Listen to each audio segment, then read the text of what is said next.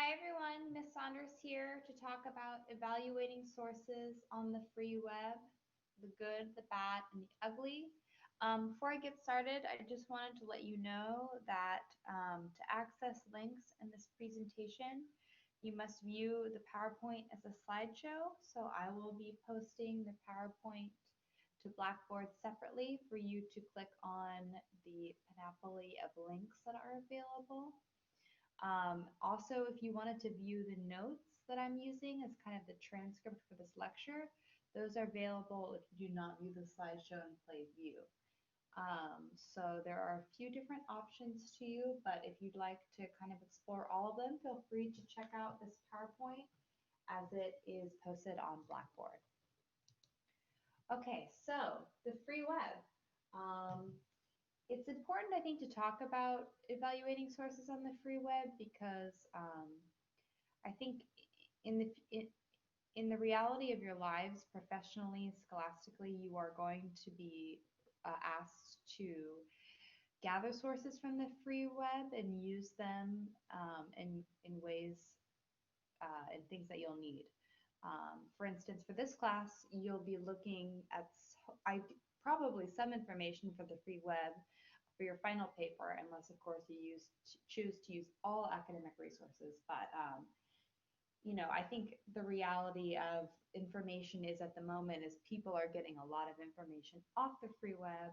So I think it's good to have some kind of a parameter for how you want to think about evaluating resources that you find on a source, the free web, that is unedited and is completely infinite. There is no editor,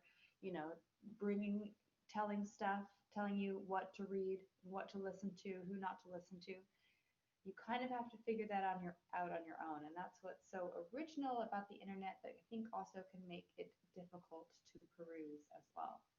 So when you search the free web, keep in mind that you're looking at work that may have no layer of filtering to guarantee that the source is of high quality. Also remember that your results will include a wide variety of approaches to a given topic. As a result, you need to know how to choose sources that are both dependable and relevant to your topic. And this is, of course, talking specifically about research in terms of academic research. And I think this PowerPoint, specifically applies to the research that you'll be doing for your Essay 3. You might be able to identify a high quality, dependable source, but if it isn't related to your topic, you'll have to keep looking. The most obvious sources to be wary of are sources that are trying primarily to get users to make purchases or donate money, unless it's for a project that analyzes those sources in terms of their success at selling things or generating donors. In many cases, the evaluation process is equal parts assessing reliability and determining relevance for the user's chosen topics. So today, these are the two main skills that we're going to work towards is how to identify a reliable source, and if I find out that it's reliable, how do I determine if it's relevant to what I need it for? So again, you can think about this in terms of your final projects, and by that I mean your Essay 3s. Okay, so let's think about the types of sources that we have access to on the free web. Blogs, books, book reviews, newspaper, reports from government agencies, editorials, etc. One key challenge in assessing the quality of a source is to identify what kind of source it is so that it's clear what to expect from the source's content. For instance, a blog is going to provide much less in-depth information than a book, and a book review will merely tell us in broad terms what a book is about. Keep in mind you'll be seeing many different kinds of documents on the free web. This includes magazine and newspaper articles, editorials, encyclopedia entries, conference proceedings, data sets, peer-reviewed scholarly articles, studies or reports done by government agencies, and more. Part of choosing appropriate sources is being able to determine what kind of document or resource you're looking at. Once you know what kind of source you're looking at, you'll know what is reasonable to expect from that source. You may also want to confer with me another professor, or a librarian if you're not certain. Okay, next we're going to move on to our criteria for evaluating sources. What, who, when, where, why, how. While different types of sources offer differing degrees of depth and detail on the topics they address, many of the same principles apply to assessing their reliability. When trying to decide both the quality and the relevance of a source for your research project, it helps to think of the journalistic questions who, what, where, when, why, and how. As you examine a possible source, you'll want to answer all these questions, not just in terms of whether the source belongs in an academic paper, but whether it belongs on a paper on your particular topic. So remember to always consider these criteria. So next we'll go to the what. What type of source is it? And I think determining what type of source it is, that tells us a lot about what kind of information does it have inside of it. Is it reliable and is it useful to us at this current time? What kind of source is it? Is it an article in a web magazine or newsletter? Is it a blog entry? Keep in mind that government agencies make publicly funded reports and statistics available online for free. Ask yourself what information this type of source is likely to contain that you could actually use for your project in a specific way.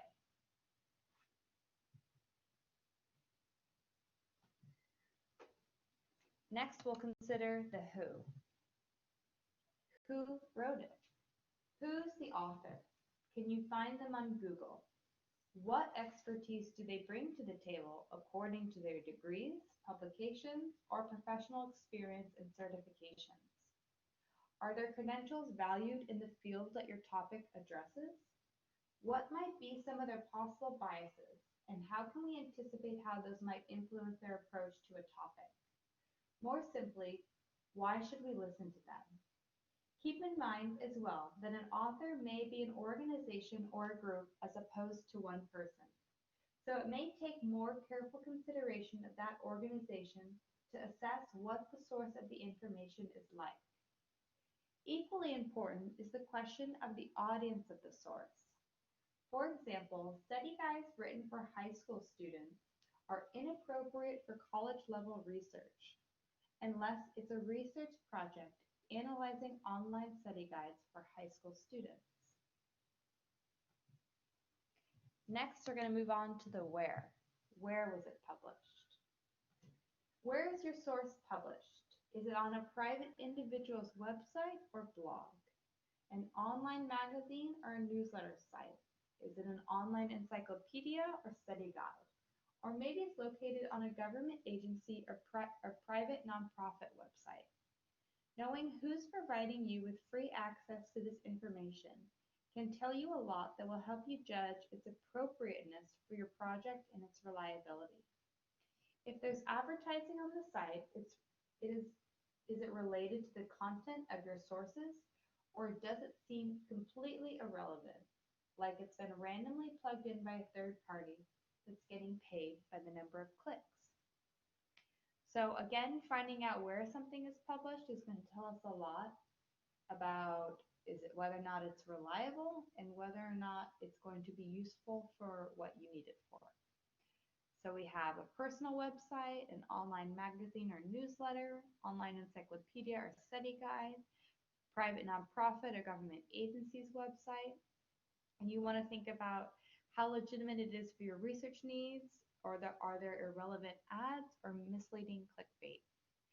And I think when you kind of, look at your sources, you're going to want to really pay attention to detail. And this is something that you learn in college, and I think it's important for not only the writing that you do, but just kind of a job training skills, how to look at something really closely and kind of examine it for its positive aspects and for its flaws. So next, we're going to think about the when was it published. On the web, sometimes the when can be hard to tell. You can look near the source's title or byline for the date.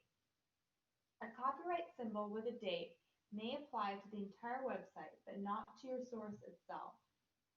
Many times, dates will be given at the end of a source, noting revisions, corrections, or edits made after its publication date. Finally, don't confuse the dates of reader comments for a source's publication date. If you still can't find a date, use context clues to guess at a possible time frame for the source itself. Be also sure to consider how crucial it is for your research question that you use up-to-the-minute information as opposed to merely somewhat recent information. While it may be acceptable to use commentary on the book of Genesis 10 years old, it's not a good idea to use sources on, say, the diagnosis of autism that are 10 years old. And this is important because science is always changing. It's always being updated with new research and new ideas being added to the conversation. So you don't want to miss out on something, a really relevant, update that's happened in, say, the last 2 to 5 years by choosing research that is not up to the minute. So now we'll think about the why. Why was the source produced and published? Is it a report summarizing a funded government or nonprofit study? Is it an article giving consumers advice about purchases they're making? Maybe it's one professional writing to other professionals about an issue in their shared field. Or it could be an editorial, an op-ed piece written by someone who wants to convince you that their theory, viewpoint, or understanding of an issue is the most valid one. And I just wanted to do a side note here and say that we're going to look at, examples of a lot of the different types of sources that we've mentioned today. We are going to look at throughout the course of the semester. And by that I mean we've read, or we're going to read opinion editorials. We are going to read an opinion editorial is it's a type of article written in a newspaper that is written purely from someone's personal opinion. It doesn't necessarily attempt to be objective, right? We're going to see work published as, scholarly, excerpts from textbooks, and we're going to see work that's published on a personal website. So, I just wanted to point out, all the varieties of sources that we have, and also in terms of their context, in terms of their publications, and their general purpose and stance. So as you listen to this lecture, you might want to reflect on stuff that we've read this semester, and where it kind of fits into these guidelines that we're pointing out. Okay, so knowing your author's agenda and background, regardless of whether they're hidden or obvious, helps you understand different perspectives on an issue. More important, if you're able to determine that your author is taking sincere pains to be objective about their topic, this is a good sign. And again, a certain degree of objectivity is going to be expected from you guys in the writing that you're doing for this class. And by that I mean you're not expected to merely rant about what you believe personally, but you're expected to kind of, take your time and kind of, with a certain amount of objectivity, remain analytical in how you make your arguments, instead of becoming purely personal or purely emotional. Okay, so then we want to also think about the how. How is the source supported? Does it rely on other sources? Do they seem reputable? Does it quote witnesses or specialists in a field? And I know ethos is something that we've talked about a lot, and I think this how goes back to ethos, right? I think by quoting a specialist in the field, an author can easily distinguish themselves as someone who is at least reading experts or is relying on the wisdom of experts, right? So quoting a specialist is a good way to evince your own ethos. So another good way to think about ethos is to think about, does the author rely on other sources or other people's ideas to make his point? Generally that's a good thing. So it's not purely a subjective one point of view. It's showing that they're being backed up with evidence that is credible and reputable. Another thing to think about is, does the author cite studies, data, theories, facts, accounts, or experiences from other people? For this one, you'll have to skim your source a bit, since journalists cite interviewees all the time without having to give a list of works cited. Blogs, too, often simply give hyperlinks to their sources. When it's there, though, a list of references or works cited often helps to demonstrate that a source is not one isolated person who's ignoring everyone else doing research on the same problem. Plus, works cited lists can be excellent places to find additional relevant sources. Sources that you'll want to be sure to evaluate before using them in your work. Of course, that's a given. But one little pro tip that I like to use in my research is just going onto the Wikipedia of the topic of whatever I'm searching, scrolling all the way down to the bottom and looking at the footnotes and seeing what articles this Wikipedia site has cited. And that's usually, an interesting way for me to find more material on what I'm researching. Okay, now we also have a how number 2 to think about here as a criteria for evaluating resources.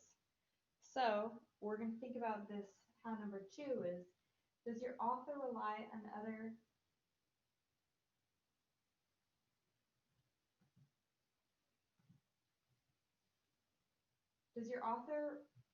we want to think about, does your author give background information? Does they give an opposing or varying viewpoint, an example or illustration, statistical or factual evidence to introduce or define a key theoretical concept? So this is how number 2 is, how will you use this source in your project? And remember, this list that I have here is not an exhaustive list. It's kind of for you to think kind of creatively about how you might integrate this information into your research project. We're coming to the end of our criteria for evaluation here, but I just wanted to add, for those of you who are thinking about personal bias this week as you evaluate sources on the free web, I just wanted to remind you guys that bias is an issue that you'll probably find in everything that you read, almost everything. And you'll often find that when you as an individual are writing, you are often not writing without a bias. You always have some amount of subjectivity to whatever you're talking about.